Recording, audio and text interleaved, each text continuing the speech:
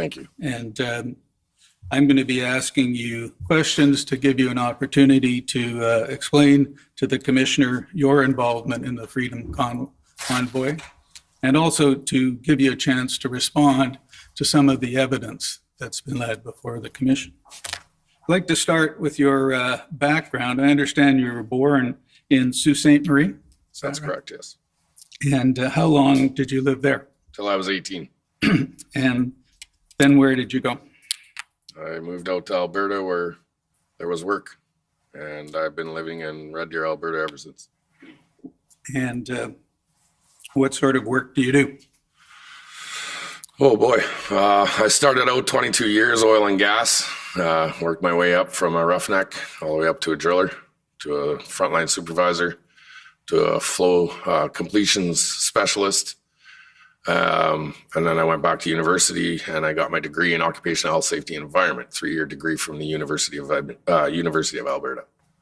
From there, I took a position as a health and safety manager, admin, and I would look after upstream oil and gas manufacturing. And I was a H2S instructor. I drove truck. I had class 1 driver's license, oversized loads. I also have a course, certificate as a logistics coordinator and a dispatcher. Thank you. Now, your counsel has indicated that you have been charged with criminal offenses, and I understand that a condition of your bail is that you are not allowed to use social media. Is that correct? I'm not allowed to do anything. I've had absolutely every right of a Canadian citizen stripped of me. My freedom of speech, my freedom of protest, my freedom of everything. So am I correct? You can't use social media? No, you are absolutely correct. Thank you. So I'd like to ask you about your use of social media prior to your being charged in the latter part of February 2022. So if we can talk about the period, let's say 2019 to March 2022, what kinds of social media did you use? Facebook, Instagram, that's it. I would never go on Twitter. That's a troll site. That's a joke. But Facebook and Instagram. TikTok? Just to watch it. YouTube? Oh, I had YouTube, but around the time that Donald Trump was being elected, I actually hold a title. Only him and myself are the only ones who have ever been banned from using any Google product. So I would never promote YouTube.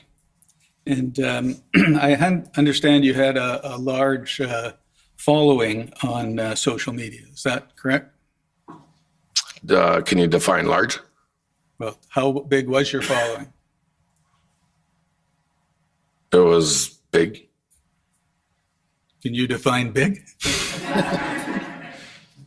It was international. It was big. Okay. 100,000, 200, 300, 400,000? That all depends on Facebook's algorithms, what they really say. But on my website and on my Facebook page, about 500,000 people. Thank you.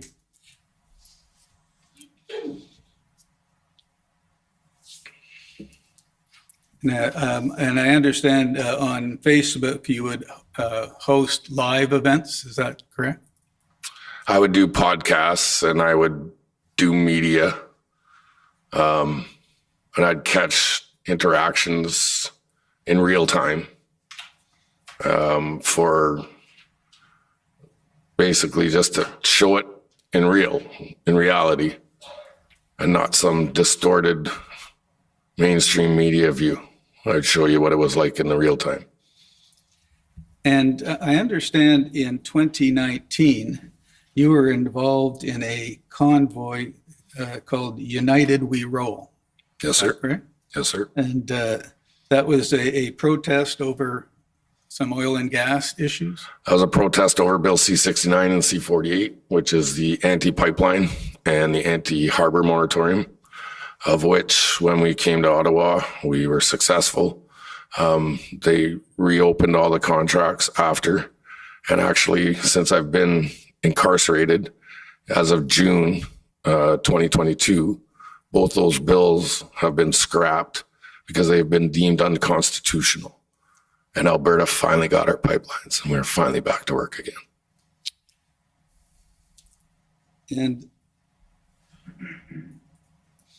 that convoy traveled from, was it Red Deer to Ottawa? Red Deer, Alberta, yeah. We left on February 14th, and we like to deem it as the love of our country. On Valentine's Day, we left to stand up for our rights and exercise our democratic right to a freedom of peaceful assembly, to exercise our democratic right to a freedom to protest, and to have our voices heard by the government.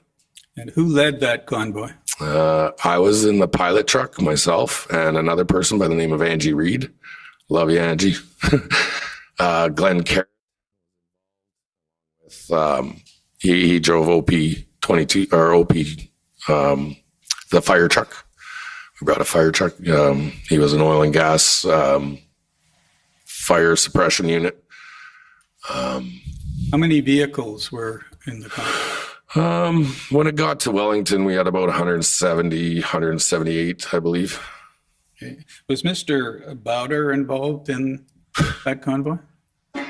Involved in what way? Was he part of it? Sure. What was his involvement? Fellow Canadian exercising his.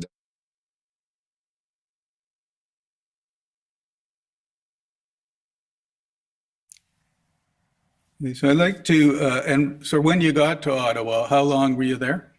We arrived, I believe it was the 19th of February. We protested the 20th and 21st, and then we left that following Monday. And you went back to Red Deer. Yep. But I'd like to say that we left because the politicians acknowledged why we were there. They came out and said, "We hear you. We're here to support you. And we will back you, and we will do everything we can to try and get your issues heard." Okay, now I'd like to come to your involvement in the Freedom Convoy, if I could. Sorry, just.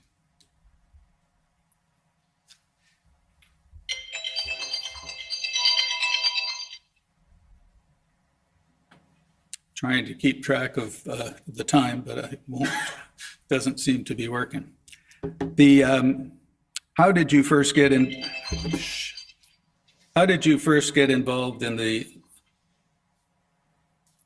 Freedom Convoy? Well, I'd already been social media. I'd already been doing my stuff that I always do, and I had happened to see some people that were talking about the trucking industry and how they were about to be affected. And I know that our truckers here in Canada are the backbone of the economy in Canada. They move the freight. Their importance is very under, basically they're forgotten. They're kind of, yeah, they're a trucker, whatever, a trucker. But I knew the importance that if you stopped the trucking industry within 72 hours, you'll be brother on brother for a loaf of bread. And when they started to hit the truck drivers, and these guys have already been working diligently throughout this nonsense, we've seen it as a direct attack against the Canadian economy. And not only a direct attack against the Canadian economy, but a direct attack to truckers are the guys that want to be left alone. They want to work in their trucks. They want to go do their job independently. Leave us alone. We won't create a stir. We won't cause a problem. We'll pay our taxes. And felt like they needed a voice. Did somebody contact you and ask you to get involved? Nope. What did you do to get involved? Well, I reached out to a few people and I asked if they'd like to, let's talk about it. Who did you reach out to? I reached out to Chris Barber, Bridget Belton. I reached out to, basically them, those two. And I said, I'd love to have you on my show. And I really think what you guys are wanting to do, I can be an asset because I've done this before back in 2019 and I can help you out in any way possible. And am I correct that you then had a Facebook Live event on January, was it 13, 2022? If that's the date that you have, yes.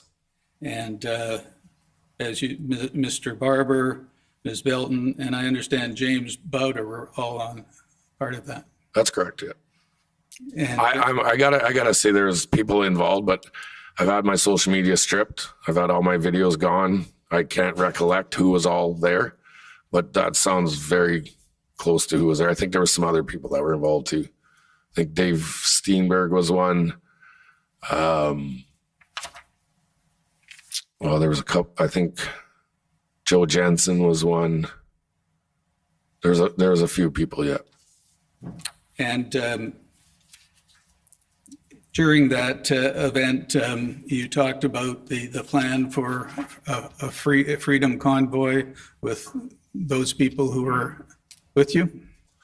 Well, we had thrown the idea around. We had said, you guys really want to do this? And they're like, yeah, we should do this. And I said, okay, well, I'll do everything I can to help you. I'll give you the platform. I'll give you the voice. I'll not allow, but I'd like to help you because I see what you're doing is absolutely prophetic. Finally, the hardworking, blue-collared people of Canada, we're going to stand up. And was this the first time you'd met Mr. Barber and Ms. Belton? Yeah. And my information was you had about 3,000 viewers to that event. Does that sound right? If that's what you have a number, sure. I was never concerned about the numbers. I could have 2 people in the room and it didn't matter. And have you told us why you decided to get involved with the Freedom Convoy based on the statement you just made? The reason I did it was basically I have gone through my own issues with these mandates and I have my own stance and my own beliefs on these mandates and what they're doing. And now I want everybody to remember a mandate is not a law. And they were pushing this. And I finally found people that didn't want it pushed on them anymore. And what did you understand was the goal of the Freedom Convoy? To go and protest and exercise your democratic right to a freedom of peaceful protest, to a freedom of assembly, to exercise your voice and be heard by politicians of your concerns and your basically your agitation with the way things are being controlled. And later in January, the 21st,